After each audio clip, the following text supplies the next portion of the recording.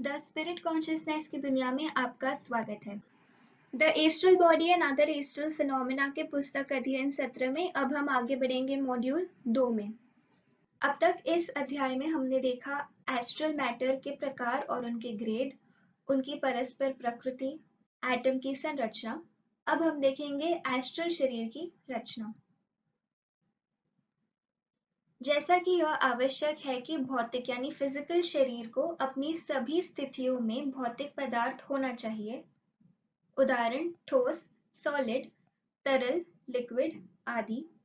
इसी तरह यह महत्वपूर्ण है कि एस्ट्रल शरीर में सभी 7 एस्ट्रल उपप्लेन्स के कण शामिल हो, भले ही अलग अलग पदार्थों में अनुपात बहुत भिन्न हो।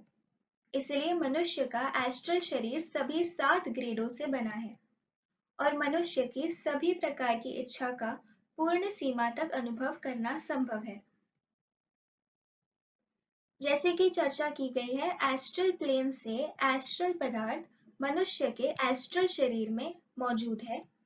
इसके साथ ही एस्ट्रल प्लेन का एलिमेंटल सार यानी एलिमेंटल एसेंस भी मनुष्य के एस्ट्रल शरीर का हिस्सा बनता है। इसे इच्छा तत्व यानी डिजायर एलिमेंटल कहा जाता है।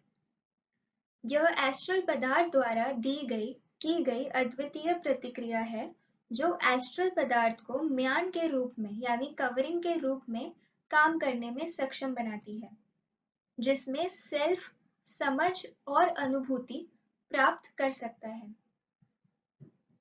अब आगे अगले वीडियो में हम देखेंगे एस्ट्रल शरीर की संरचना। धन्यवाद।